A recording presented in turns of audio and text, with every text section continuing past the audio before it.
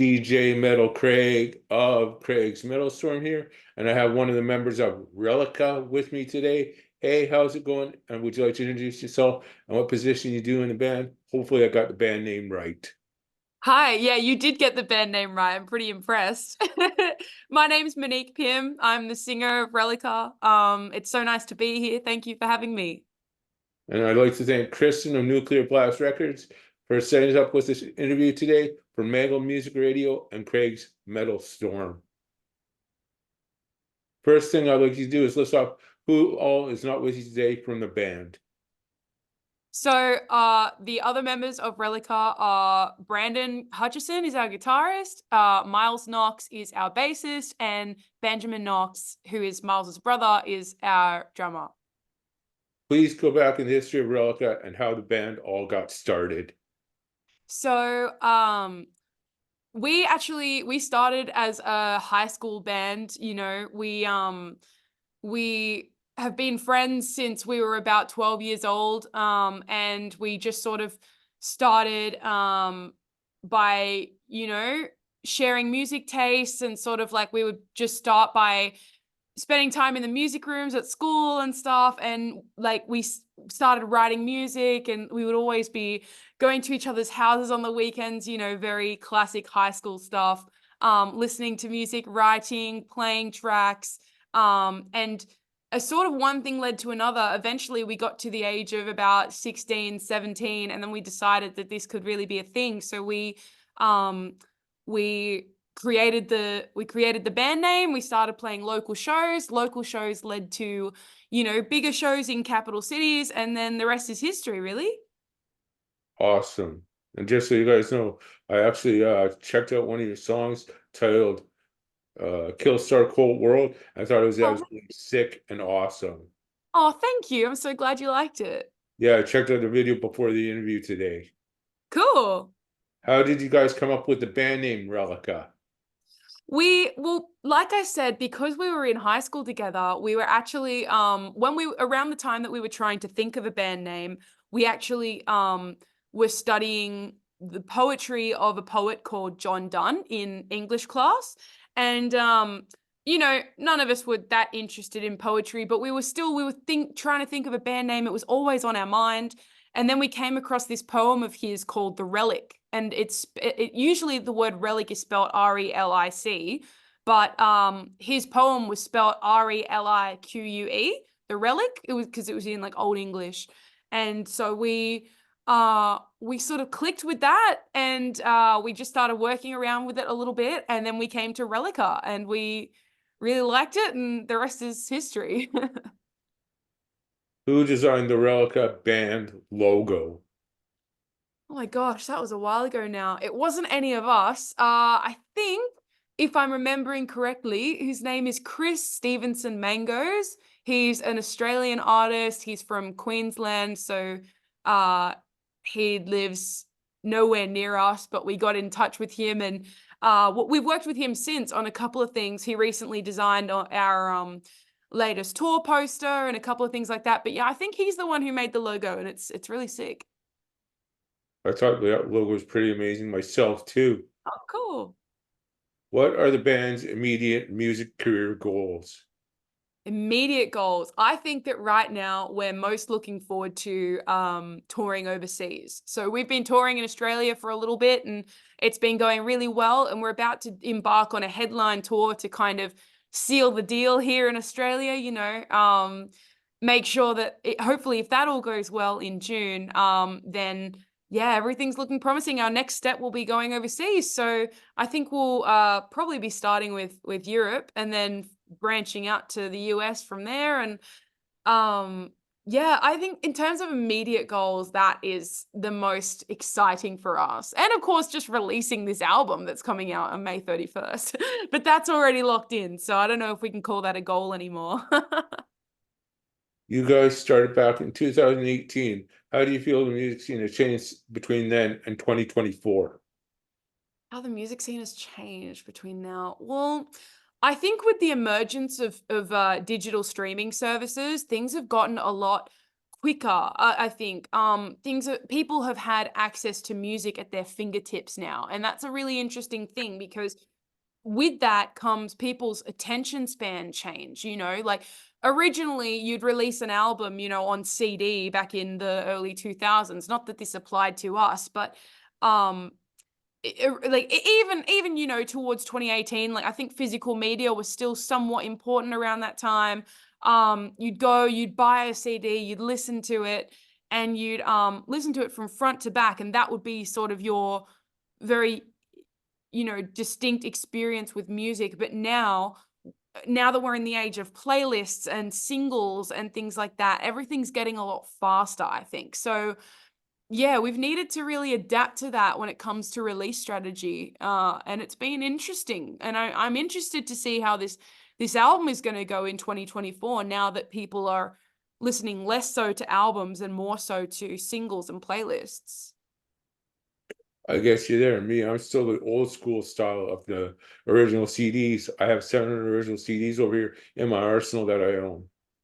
Yeah, no, I know. I love the old school. I've got a huge vinyl collection. So like, I mean, we kick it old school over here too. It's just the vast majority, I guess, of people don't really lean into that these days. And I think it's something that you can embrace. I don't think we should be scared of where the future of music is headed. I think we should just like be adaptable. And I think that's what we're trying to do. I totally get you there. You have an album dropping May 31st called Secrets of the Future. Where can the album be ordered or purchased? So at the moment, we have it on both of our record labels. So here in Australia, that's Grayscale Records, and it's available for pre-order. You can get it on Grayscale's site, or if you're anywhere else in the world, it'll be available by Nuclear Blast's website. So if you go on either of their websites, which depending on which territory you're in, search Reliqa, everything's available for you there. You're cool with it. Can I get you to touch about one of the songs I looked up for the album that I thought was an interesting song title? Yeah. What are the Which themes and concepts behind the song Crossfire? Crossfire. So that song was a really fun one to write. It was actually a collaboration with another producer here in Australia. His name's Chris Lalick. He's part of the band Wind Waker. I'm not sure if you've heard of them, but we worked with Chris Lalick on the song Crossfire, and it's a lot more of a it's sort of a more slow build of a song. Like it feels a little bit more subdued and a little bit more poppy than most of our music, actually.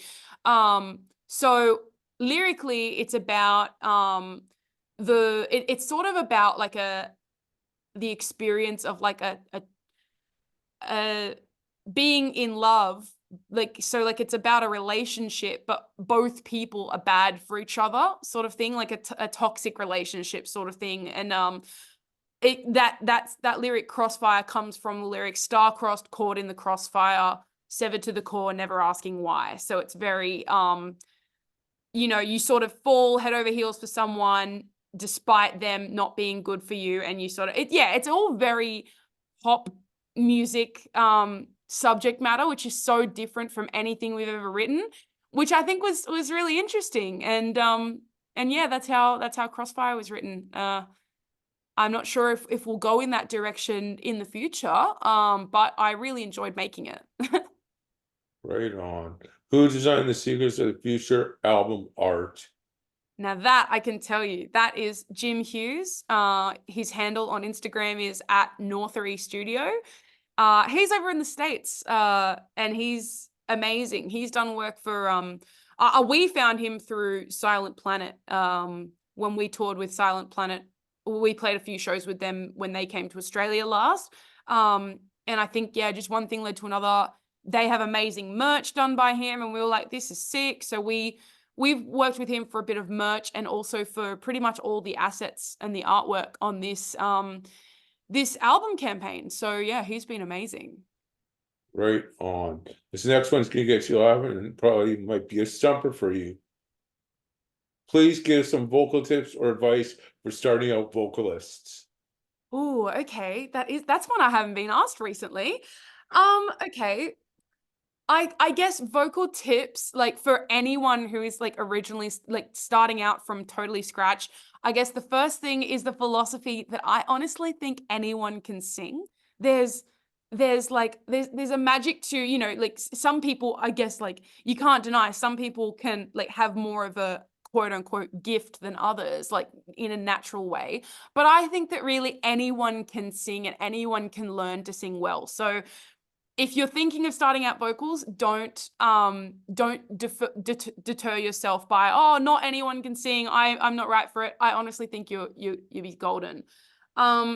But I guess, yeah, just treat your voice as it is, which is a muscle. Your like the voice is a muscle, and just like you wouldn't run a marathon on a sprained ankle, you wouldn't sing a set with a sore voice or a hoarse voice. So I think it's all about care and getting into good habits, hydration, and getting a good teacher to start out can be a good way to build your confidence. I didn't get a coach until I'd been singing for a little bit, but that difference that it made, and I only really saw a coach for 1 or 2 years, but the difference that it made in my vocal health from before I saw a coach to after I saw a coach was like so like major. So even if you don't have the access to a coach or like the financial like access to a coach, even if you go on YouTube, there's some amazing like warm up and warm down videos. There's some amazing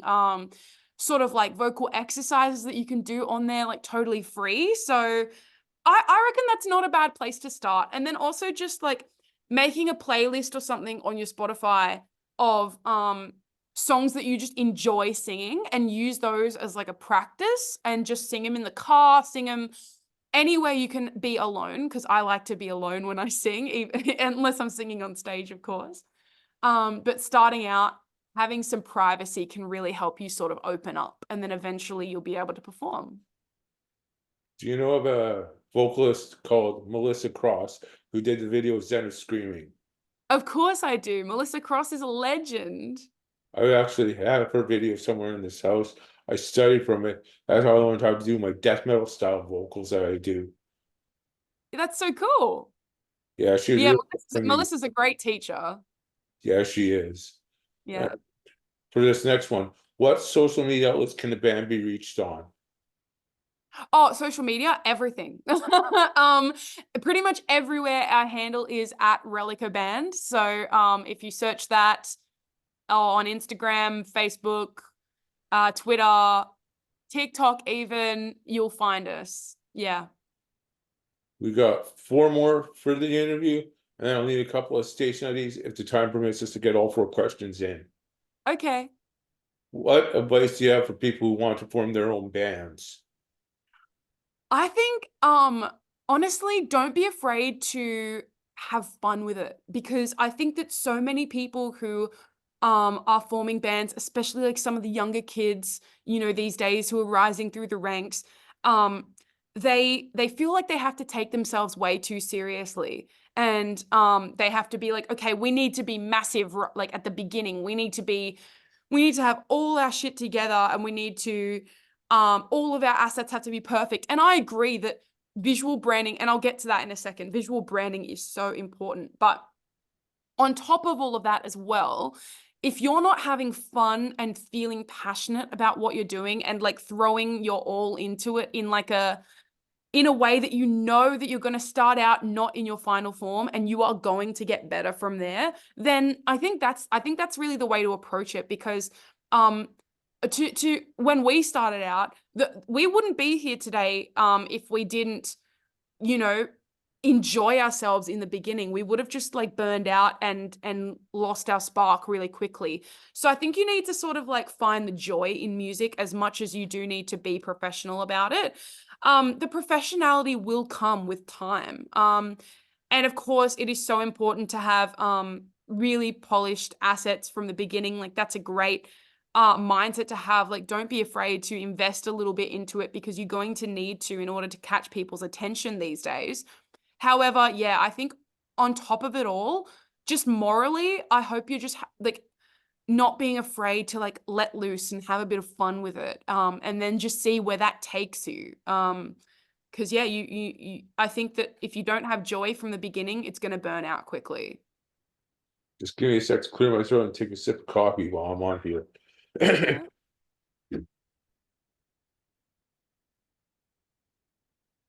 Would you mind talking about how the video came together for Kill Star Cold World? So we shot that video with Colin Jeffs. He's a videographer here in Australia. He's based in Brisbane.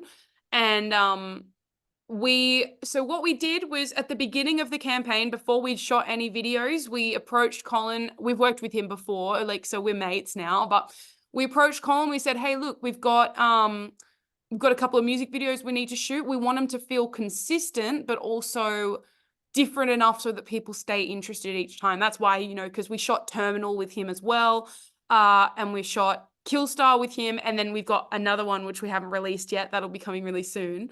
But so Killstar was, I think, the most complicated out of all of them, mainly because we actually had a special effects artist on board, and we transformed our drummer Ben into, like, for some of the B-roll shots, we transformed him into what we're calling like the Oracle, and it's this like human version, or, you know, like this sort of sci-fi version of the album artwork.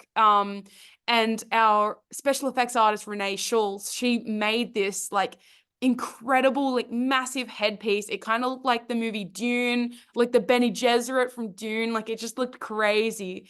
And so we shot it up in Brisbane. We drove up there. It takes about like 10 hours to get there from where we are, but, you know, worth it for Colin. And we just kind of, stuck our head down. We stuck our head down. It was a long couple of days to shoot all those videos, but Killstar ended up being this sort of sci-fi dark room, like really ominous style video, and we had this concept behind it of like sort of like high class versus low class, like rich versus poor. And like, so some of the shots would be super sharp and fast and like all over the place, and some would be super clean and smooth depending on like the styling we were in. Shout out to Bridget Parker, our stylist. She was amazing. And yeah, the result was just something that felt very like sci-fi, which was really cool. We've got two more. I'm gonna add an extra one because we still have a little bit of time left. We got two more for the interview besides the last question, and then we'll stage show these. Who are the band's musical influences? Oh, we've got a lot of influences. I think part of the reason that we have such a diverse sound is that we all listen to different styles of music in our own time. So, our drummer Ben, he loves like rap and hip hop, and particularly like UK hip hop, like grime. So he loves artists like JME. I know he loves JME and Skepta and things like that. That's, I think, where he gets his like his groove from, his rhythm from. Miles, he loves like your traditional prog metal. So he loves Polyphia, Pliny, Animals as Leaders, all of those sort of like really proggy style. Sungazer, I know he loves as well, and that sort of is poured into our music in a way. And then Brandon is where we get our techie heavy side of things, but he also really loves J-pop and J-metal and K-pop as well, and K-metal. So like he loves baby metal, he loves Hanabi, Le Seraphim, like a bunch of sort of artists from the Asian circles, which is part of the like how we get, like that sort of is woven into our style as well a little bit. And then I'm sort of the glue of everything. I really like anything that has like a melodic center. So I really love melodic metalcore like Spirit Box, Void of Vision. I love Northlane, Silent Planet. We love Enter Shikari. Sort of all of these different corners of music have sort of come together to influence us in a way. We love System of a Down, Disturbed. Yeah, like all of those artists sort of, they create this amalgamation, and that's what we are. I know one you might be interested in that you should check out. That's on Napalm Records. Yeah. Infected Rain. Okay, yeah. They're really good. Cool. Yeah, I've heard some of their stuff. Absolutely amazing stuff. Dope. How does it feel being on Nuclear Blast Records? Oh, it's amazing. It's been like a dream to be on Nuclear Blast. We it felt like a very natural progression as well, you know, because we were an independent band for quite a few years, and we sort of made our way independently for a while. But then after we released our previous EP, I Don't Know What I Am, we received an email from the team at Nuclear Blast, and we got them in touch with our management team, and all the while, and then eventually they put an offer on the table, and we was just so excited. It's such a phenomenal thing to be amongst so many of our favorite artists on a label that like takes such good care of us, and like they're going to help bridge us from our Australian audience to a much wider overseas audience as well. So it's just really exciting to be part of it. Before we get into the last question of the interview and then the station IDs, I just want to say if you guys do tour across the pond and up here in Canada at all, I hope you come to Winnipeg, Manitoba, Canada for a show. Awesome. Yeah, we'll put it on the list. What new band news do you have on the Reliqa front? As in anything we haven't covered so far in this interview? Anything you haven't heard? I guess I'll just say keep an eye out for next week. I know that I'm not sure when this interview is coming out, but as of right now, when we're chatting, next week we've got something coming out. We've got a final single coming out from the album, so keep an eye out for that. That's really exciting. And apart from that, if anyone here is listening in Australia, we're going on tour in June. We're going on a national tour around Australia. Sadly, we couldn't reach Perth this time. It's just too expensive to get there. But yeah, if anyone's listening from Australia, make sure you grab tickets. And apart from that, no, I think that covers everything. Okay, and just so you know, this interview will be going up tonight after I get off of here with you. And now we're Oh, going to do perfect. station IDs, which the first one is, hey, this is Monique of sorry, brain fart, Reliqa, Reliqa. and you're listening to Mangled Music Radio. Okay. Do you want it now? Whenever you're ready. Hey, this is Monique from Reliqa, and you're listening to Mangled Music Radio. And the second station ID is for Craig's Metal Storm. Craig's Metal Storm. Okay, ready? Yep. Hey, this is Monique from Reliqa, and you're listening to Craig's Metal Storm. Cool. Thank you very much for the time. Thank you very No much for the problem. interview. And I had a Thanks for blast having talking me. to you. I'm going to All email them right. and let them know how it went. You have yourself one over the rest of your night and enjoy the rest of your interviews you have left to do. Okay, thanks so much. Bye. Bye.